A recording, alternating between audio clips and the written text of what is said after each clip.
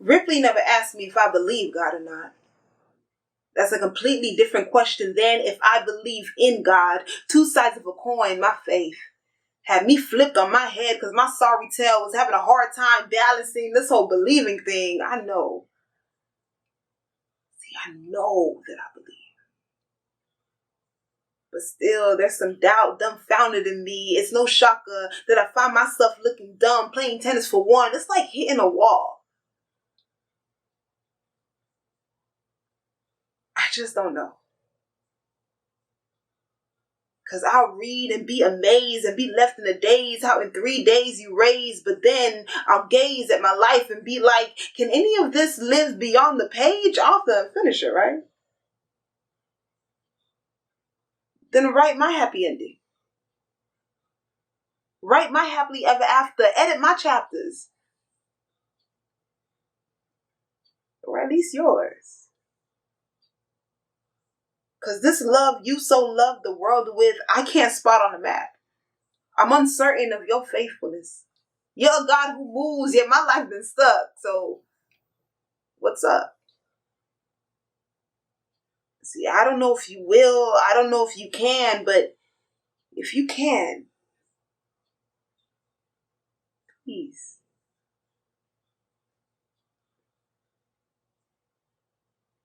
I don't doubt that you're God. But I do doubt you.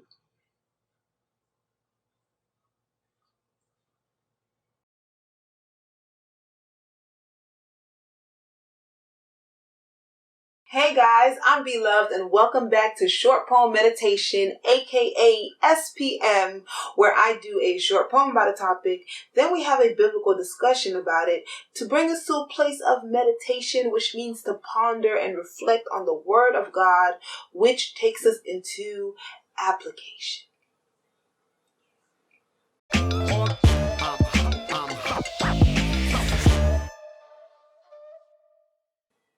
Alright guys, so this SPM is entitled Unbelievable.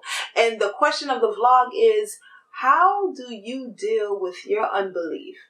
So I asked this question earlier in the week, and down in the description box you will find some of the answers that people have given me either through IG or through Facebook. And if you want to go ahead and be a part of this discussion, you want to give your answers before and you want them to be down in the description box, you go ahead and you can follow me on IG and on Facebook. Yeah. Now let's get right into this. How do you deal with unbelief? I think a lot of times when we think about unbelief, we'll usually associate it with non-believers. Does that make sense? Non-believers, and of course, there's unbelief. And we'll associate them with people who are not saved, people who don't have a relationship with God, people who don't know God. But there's people who you know God, you have had experience with God, you have accepted God, and yet along the way, you're kind of going through moments where there's doubt. Along the way, you're kind of going like, it's kind of hard to believe right now. It's like, faith is really hard at this present moment. And I want to talk about that because I don't think that we talk about it often. And because of that, people who tend to go through this, and I believe this is something that every believer goes through at one point in your life, but since we don't talk about it, a lot of times we tend to feel ostracized. I don't know why I even tried to pronounce this word. I can't pronounce it. I can't say it for nothing. I don't even know why I even tried it. I don't know why. Why did I even try to say it?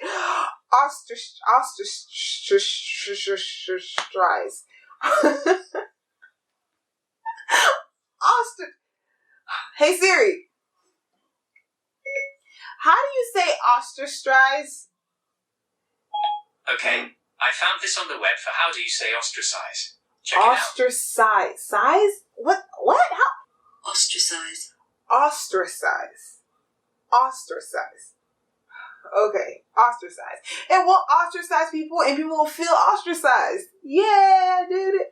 I got it. But let's see if I remember how to pronounce it a month from now. We'll see. Hey, somebody quiz me. Somebody ask me, hey, how you pronounce that word where you just left out? We'll see. We'll see if I can remember it. We'll see. let's see. I don't know. I'm Haitian, so some words I can't pronounce. Yes, I was born and raised in America. It still doesn't change anything. All right. Still some words I just can't pronounce for nothing. A few moments later. This is so important for us to talk about as believers. I believe there is such a liberation when people have a freedom to speak about where they are, to even be able to be aware of where they are. Because for a lot of us, we believe in God, but we don't actually believe God. Those are two different things. And we're going to break that down, all right? Like, that's what we're breaking down in this SPM. So to get us started off, we're in Genesis 3. We're starting at verse 2, and we're reading on to verse 6. And it reads, "And the woman said to the serpent, 'We may eat the fruit of the tree of the garden, but of the fruit of the tree which is in the midst of the garden, God has said, you shall not eat it, nor shall you touch it, lest you die.' Then the serpent said to the woman, 'You will not surely die. For God knows that in the day you eat it, your eyes will be open and you will be like God, knowing good and evil.' So when the woman saw that the tree was good for food, that it was pleasant to the eyes, and a tree desirable to make one wise, she took its fruit and ate. She also gave to her husband with her, and he ate." The very first sin that we see committed is committed because Eve knew God, knows God exists, acknowledges God's presence, but she did not believe God. Because understand, there are two narratives being given here, right? She said, this is what God said. And then here the serpent comes along and he rebuttals and he challenges what she said. Like, nah, that's not really what it is. God knows if you eat it, then, you'll be able to know good and evil. You'll be just like God. You're not really going to die, when God himself said you will surely die. We went over this in the last one. Surely meaning for a fact, without a doubt, you are going to die. You're going to be dead. Dead man. Yeah, that's you. This was going to happen. But here all it took was one person to be like, nah, that ain't really what it is. This is really what it is. And at that point, she proved how she did not believe God. A lot of us, we don't doubt the existence of God. We don't doubt that God exists, that God is God, that God sits on his throne most high, but we don't believe him. We don't believe his character. We don't believe his word. We don't believe what is said in the Bible about him. There's a disconnection with the who of God. Like, God, we know you're God, but the who of God, the characteristics of God, we don't believe those things. Right? Because check it. There's so many things that the Bible says, right? And we'll kind of look at them and then we'll evaluate them ourselves and be like, it's not that deep. It's not that serious. There's no way this thing could be a sin. Like, why is this thing considered evil? It's not killing anybody. It's not hurting anybody. It's just, I'm just living life. Just, doing me. It's not that deep. It's not that serious. What, eating fruit? Eating fruit's not bad. What you mean? Like, just one fruit, and automatically you're spiritually dead? That ain't that deep. Like, what? Porn? Like, I'm not doing it with nobody else. It's just me. Masturbation, that's just me. Ain't nobody else involved in it. How is this causing anybody any problems? What? Like, I'm in a monogamous relationship. My boyfriend and I, we're having sex, but like, we're gonna get married soon. Like, why is that a problem? Like, we're together. Like, oh yeah, I stole this thing, but this person has like 100 of those things. They're not gonna miss that one thing. It's not that deep. Yeah, I lied, but it was only a white lie. Like, it wasn't even that serious of a lie. It wasn't a big lie. It didn't cause them any harm or nothing. Like, it's not that serious. It's not that deep. Like, why is this being considered evil? Why is this being considered a sin? Like, chill. And we will go ahead and we will evaluate and we will assess, and then we will add value to these things. This thing that God said is bad, we'll then look at it and be like, bruh, you DTM right now. All right, you doing too much, okay? Hashtag Swiss, hashtag Teddy Riley versus Babyface. You doing too much. Like, it's not that deep. But see, the thing that we're missing here is, what is said is not deep or serious or any of that nature because of the words that were said, but because of who said them. All right, peep this. So, say I'm younger, hanging up, I'm around my sibling, and my sibling says, don't touch that. I look at my sibling like, you're not the boss of me. Who you think you are? You my mom? You my dad? You don't tell me what to do, right? A minute later, mom and dad walks in and says, don't touch that. The same exact words are spoken. There is nothing significant about the words, don't touch that. Yet, when my sibling said it, it did not hold any weight. But when mom and dad says it, it holds weight. Because of who they are, it holds weight. It now means something completely different than what it meant when my sibling told me to do it. And that's the same thing with God. It's because of who is saying these things. Yeah, the idea of eating a fruit, of course, it's not that deep. The idea of doing that is not that deep. All these things, they're not that deep. It don't seem that serious. But who is saying it? Do we give value to the who is speaking? Do we give value to who these words came from? Because see, it's not a thing of me assessing it and me looking at it and going like, yeah, it's not really that serious. It comes down to who spoke. Do you believe that a holy God spoke? Do you believe that a God who is love spoke? Do you believe that a faithful God spoke? Do you believe that God who created everything spoke? God who is worthy of all praise spoke? Or do you know he's God? But then you see yeah, I heard you. But I'm going to assess this thing myself. And I'm going to give value to it myself. And when we do that, that is because we don't trust who is speaking. We don't give the value to who is speaking because we don't believe who is speaking. If we truly believe that God is a holy God, then we know any and everything that comes out of his mouth is holy, is righteous, is just. And if we were to do anything opposite of what a holy, righteous, and just God said, then we at this moment are maneuvering in a way that is unholy, that is unrighteous, that is unjust. But instead, we're going to go ahead and we're going to reassign things. Realize in Genesis how she goes out saying, this is what God said. And granted, she misquoted God. She did. But if she at least believed God, she wouldn't have eaten it. She said something and she said this is what God said, and all of a sudden she forgot it. Like in verse 6, it says that now she looked at it and it was good for food.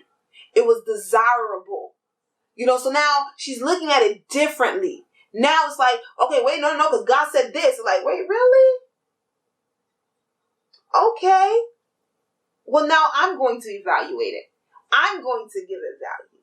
I'm going to say what it is. And based upon that, I am going to move. So we have to be mindful. You may know that God exists, but do you actually believe who God is? But we're not hopeless. If you're at a place going like, man, I've been trusting my heart, I actually don't believe God. This whole time I've just been doing me. This whole time I've been pulling away from God. This whole time I've been having this hard time because through my past, through experiences or through whatever, I've been having a really hard time believing him. Believing when he speaks, believing that his word is for me. I'll believe that his word is for other people. I read it. Yeah, it's there. I rejoice in their story, but I don't see how this word is for me in my life. I don't believe when God spoke, he was speaking to me. When God's speaking life, I don't believe that was for me. When God was speaking healing, I don't believe that was for me. When God was speaking deliverance, I don't believe that was for me. And you could think like that for many reasons. I know when I used to be like that. I went on years not believing God. And I didn't because of, I would just say, just my history. I'm just kind of going on well, God, I've been praying about this. Well, God, I've been asking about this. Well, God, I've been fasting about this. Well, God, I have been seeking you. And where have you been? I feel you've been absent. I don't see you. I don't feel you. I don't feel your love. And so as a result, I would read and I believed it, but I didn't believe it. I believed it for the characters in the Bible. I believed it for my brothers and sisters in Christ. because I believe that he is God, and that was not changing at all. So I don't think that any of that is a lie, but I did not believe God for me in my life personally. I did not trust him. And being aware of this state is such a blessing, because while I was there, I did not know that I was there. It was like a couple of years ago that God told me, you don't trust me. And then literally at that moment, I just started bawling. Like, I just started bawling, boo, crying. Like, it's like, I'm at church, people sing a song, and then I'm wrestling to sing this worship song. I'm wrestling. I'm fighting with myself. I'm kind of going like, why is it that I cannot connect my heart to these words? Why is it that I'm not feeling the song? Why is it I'm not feeling these words? And I'm here, I'm trying to like, oh, come on, feel it, come on, be there with the song, worship with the song. And then I heard God say, you don't trust me. And I remember that day, like, there's actually a picture that was taken of me during the church service while I was crying. So I'm actually grateful for that picture, because it's a monumental moment in my life. So, but yes, that's when God said, you don't trust me. And the moment I knew of my unbelief was the beginning of my journey to actually believe God. So if you are at this place of unbelief, I pray that you will acknowledge it and that you will surrender it. Because I'm not going to lie, even though after God told me that, I still didn't talk to him. I went on like a good month because I was angry. I was angry at God. And I was like, yeah, I realized that I didn't trust him, but I still was at a place like, okay, because I realized that I trust you now. It literally was a journey. For me to believe God. But it came with me surrendering first. And so you may have not known that you're at a state of unbelief, or you do know, but you just haven't surrendered yet. And so my prayer is that you will come to this place of knowing and come to this place of surrender, that you can start this journey with God. Before I close off, I wanted to read probably one of my favorite conversations in the Bible. It's like that's like definitely one of my favorite responses that Jesus gives. All right, it's Mark 9 verses 20 to 27, and it says, "Then he brought him to him. And when he saw him, immediately the spirit convulsed him, and he fell on the ground and wallowed, foaming at the mouth. So he asked his father, 'How long has this been happening to him?' And he said, 'From childhood. And often he has thrown him into the fire, into the water to destroy him. But if you can do anything, have compassion on us and help us.' Jesus said to him, 'If you can believe, all things are possible to him who believes.' Immediately the father of the child cried out and said with tears, 'I believe. Help my unbelief.'" I used to be so puzzled by verse 24, because I'm like, don't these statements contradict themselves? Like, what you mean you believe but help your unbelief? Bruh, it's either you believe or you don't believe. And I'm so grateful that I have a better understanding of it now, because this is that state. This is that state that we're talking about throughout this SPM. This state of, yeah, I believe. I do believe you're God. I do believe you're able, but